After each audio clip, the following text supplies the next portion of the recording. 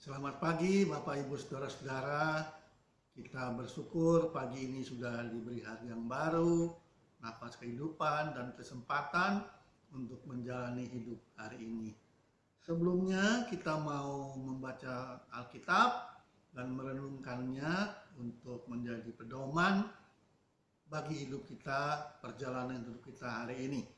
Sebelum kita membaca dan merenungkan firman Tuhan, saya mengajak saudara-saudara memuji Tuhan dari Kidung Jemaat 405, bait 1, bait 3, dan bait kelima.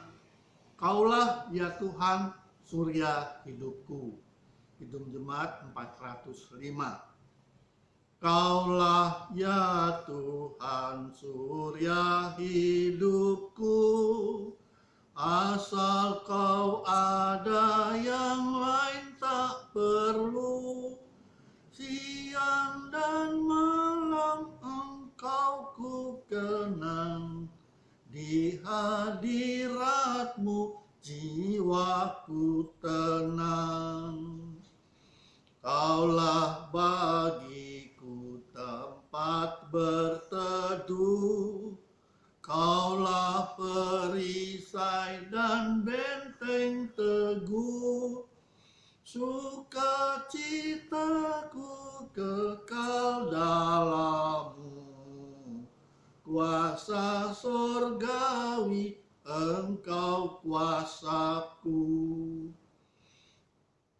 Bila saatnya kelak ku menang, terimalah daku di sorga cerlang.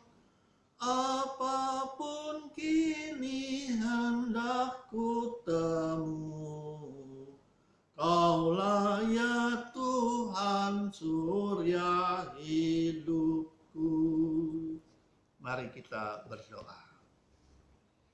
Ya Tuhan surya hidupku, kami bersyukur, berterima kasih Engkau sudah membangunkan kami dari tidur semalam. Engkau mempersilahkan kami menjalani hidup hari ini. Sebelum itu kami mau duduk dekat Kristus untuk mendengarkan sebagian dari firman-Mu. Kiranya Roh Kudus menolong kami agar semua itu menjadi pedoman bagi perjalanan hidup kami hari ini. Ya Roh Kudus, tolonglah kami. Dalam nama Yesus kami telah berdoa, memohon dan bersyukur. Amin. Bacaan Alkitab kita pagi ini diambil dari kitab Keluaran 33 ayat 1 sampai 6. Keluaran 33 ayat 1 sampai 6 firman Tuhan demikian. Berfirmanlah Tuhan kepada Musa, pergilah, berjalanlah dari sini engkau dan bangsa itu yang telah kau pimpin keluar dari tanah Mesir ke negeri yang telah kujanjikan dengan sumpah kepada Abraham, Ishak dan Yakub. Demikian kepada keturunanmu lah akan kuberikan negeri itu. Aku akan mengutus seorang malaikat berjalan di depanmu dan akan menghalau orang Kanaan, orang Amori, orang Het, orang Feris, orang Hewi, dan orang Yebus, yakni ke suatu negeri yang berlimpah susu dan madu. Sebab aku tidak akan berjalan di tengah-tengahmu, karena engkau ini bangsa yang tegar tengkuk, supaya aku jangan membinasakan engkau di jalan. Ketika bangsa itu mendengar ancaman yang mengerikan ini, berkabunglah mereka dan seorang pun tidak ada yang memakai perhiasannya. Berfirmanlah Tuhan kepada Musa, katakanlah kepada orang Israel, kamu ini bangsa yang tegar tengkuk. Jika aku berjalan di tengah-tengahmu sesaat pun, tentulah aku akan membinasakan kamu. Oleh sebab itu, tanggalkanlah perhiasanmu, maka aku akan melihat apa yang akan kulakukan kepadamu Demikianlah orang Israel tidak memakai perhiasan lagi sejak dari Gunung Horeb. Demikian bacaan Alkitab kita, Bapak Ibu Saudara-saudara. Dan hari ini, pagi ini, saudara-saudara, tema kita adalah taat berarti tidak melekat. Dan ayat nas kita ialah ayat ke-5. Kamu ini bangsa yang tegar tengkuk, tanggalkanlah perhiasanmu, maka aku akan melihat apa yang kulakukan kepadamu. Bapak Ibu Saudara-saudara, secara bergurau saya pernah bertanya kepada saudara-saudara baik di dalam doa pagi maupun di renungan lain. Saya bertanya begini, seandainya atau ketika Anda berjalan di tempat ramai, baik di pasar baru atau di tempat lain, bersama dengan kekasih atau dengan orang yang Anda sayangi, dan di dompet atau di kantong Anda penuh dengan uang. Ketika Anda berjalan di tempat ramai dengan orang-orang itu, saya bertanya, mana yang Anda akan jaga? Mana yang saudara akan awasi? Teman seperjalanan Anda atau uang yang ada di dompet atau di tas Anda? Saudara-saudara, secara jujur kita boleh mengatakan, kalau saya bawa uang banyak di tempat ramai, berjalan dengan teman atau kekasih, yang saya jaga pasti adalah uang. Harta yang banyak itu takut diambil orang. Begitu kan? Jujur sajalah. Nah, saudara-saudara, itulah yang kita maksud dengan melekat. Melekat kepada harta kekayaan. Yesus sendiri pernah berkata, di mana hartamu, di situ hatimu. Bapak Ibu Saudara-saudara, memang secara alamiah manusia memiliki dorongan yang kuat untuk mencari, untuk menguasai, menikmati harta sebanyak-banyaknya di dunia ini. Banyak orang menganggap harta atau materi itu penting dalam hidup ini. Karena itulah orang banting tulang berlomba-lomba mengumpulkan harta sebanyak-banyaknya. Saudara-saudara yang Tuhan kasihi, banyak orang memang menjadikan uang, harta kekayaankah atau kedudukankah sebagai andalan dalam hidup ini. Orang banyak berpikir kalau memiliki harta kekayaan berlimpah, kuasa yang hebat, orang akan mendapatkan apa saja yang mereka inginkan. Dapat membeli apa saja yang mereka mau. Itulah sebabnya, saudara-saudara, banyak orang seringkali lupa diri. Orang berupaya begitu rupa sehingga saudara-saudara mereka melekat kepada hartanya. Bapak Ibu Saudara-saudara, dalam bacaan kita kitab Keluaran 33 tadi, ayat 3 dan ayat 5 dua kali dikatakan bahwa Musa menghadapi bangsa yang tegar tengkuk. Orang Israel itu orang yang tegar tengkuk. Alkitab mengatakan tegar tengkuk itu adalah manusia yang tidak merespon tuntunan Tuhan. Orang yang menomorduakan Tuhan. Sehingga mereka bandel, tidak menurut, bahkan melawan. Bangsa yang tegar tengkuk berarti bangsa yang keras kepala, sombong dan keji, semau-maunya sendiri. Sebab mereka berpikir dan orang banyak suka berpikir dengan kekuasaan, dengan harta berlimpah. Maka saudara-saudara seringkali mereka merasa punya segala-galanya.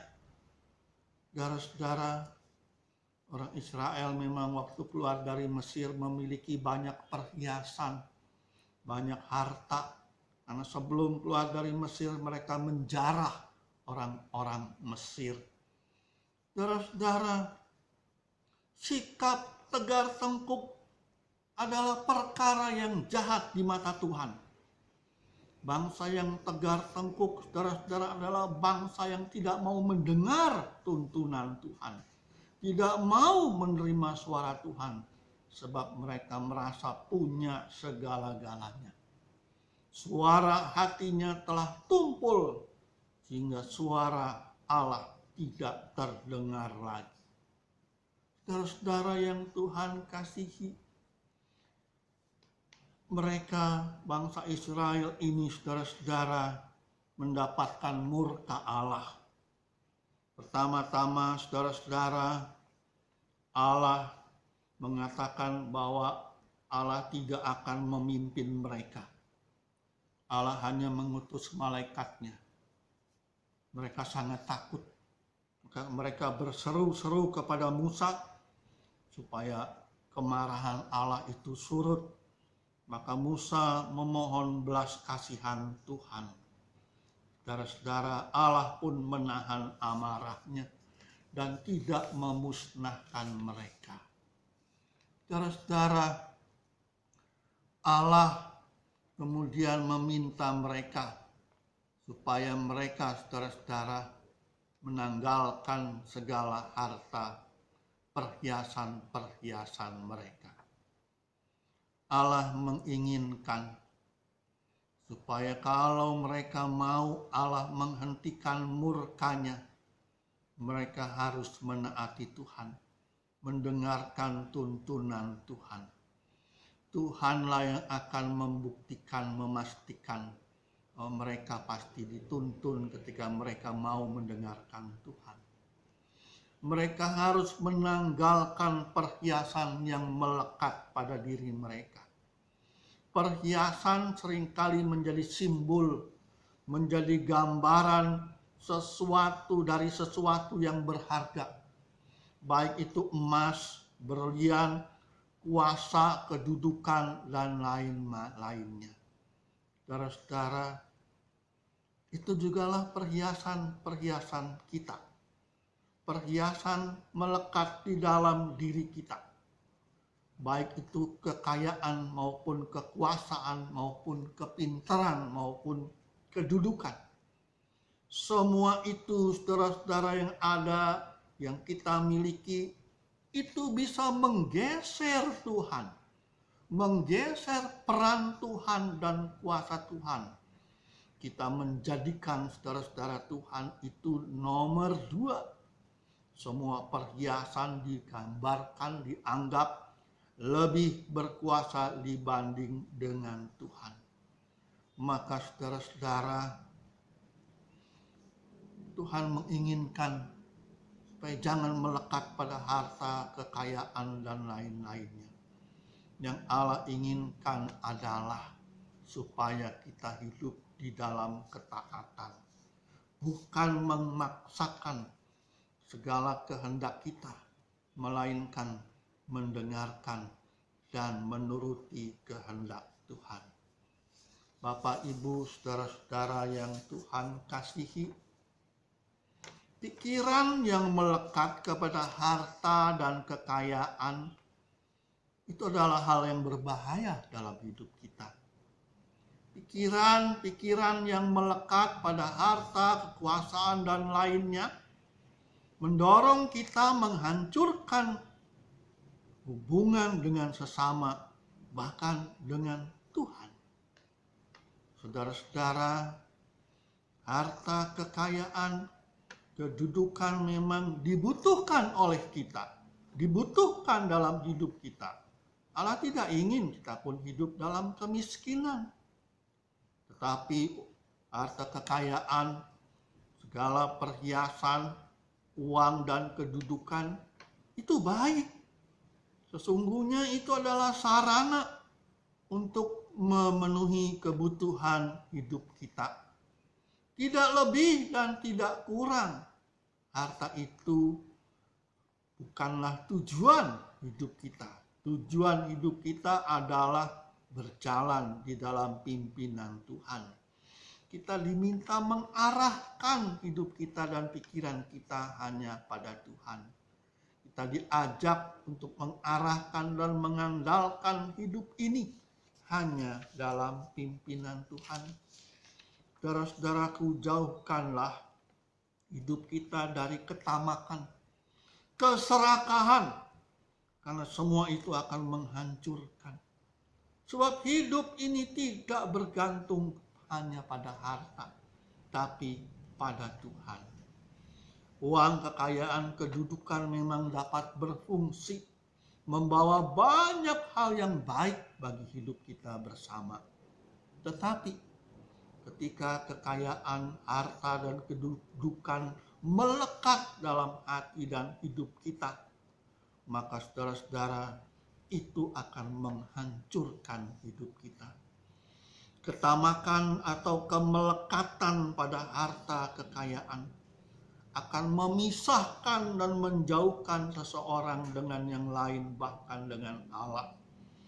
Allah lah sumber segala berkat. Janganlah kita mengabdi kepada dua tuan. Kita tidak mungkin menghamba kepada dua tuan. Allah menginginkan kita menjadi hambanya.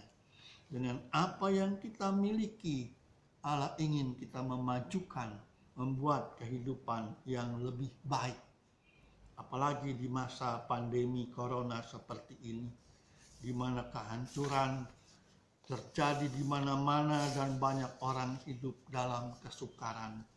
Inilah saatnya kita menjadi hamba-hamba Tuhan yang hidup menuruti kehendak Allah daripada keserakahan dan suara hati yang jahat. Kiranya Tuhan menolong kita. Amin. Mari kita berdoa. Bapa kami di dalam Kristus, Allah menginginkan kami hidup melekat kepadamu. Melekat artinya mendengarkan suaramu, menaati jalan-jalanmu, bukan kehendak diri sendiri. Engkau menginginkan kami mengandalkan hidup ini hanya dalam kuasa dan kemurahan-Mu. Itulah yang membuat kami hidup tidak dikuasai oleh kerakusan dan ketamakan yang menghancurkan. Terima kasih untuk firman-Mu ya Tuhan. Kiranya hidup kami tidak sia-sia hanya menuruti nafsu, serakah, dan tamak. Khususnya di tengah hidup yang semakin sulit oleh karena virus corona terjadi di mana-mana. Engkau menginginkan kami hidup menjadi orang-orang yang mau berbagi dan menolong mereka yang kesulitan. Mampukan kami ya Tuhan berbuka dan terbuka hati kami buat suara-Mu dan juga suara orang-orang yang menderita. Kami mau menyerahkan hidup ini dalam kuasa kasih dan pemeliharaan-Mu semata-mata. Kami doakan mereka yang sakit, baik karena corona maupun penyakit lain. Mohon kuasa-Mu lah yang menopang, menguatkan, dan memulihkan mereka. Berkati para dokter, para medis yang bertugas ya Tuhan. Mereka diberikan kekuatan, kesabaran, dan kesehatan.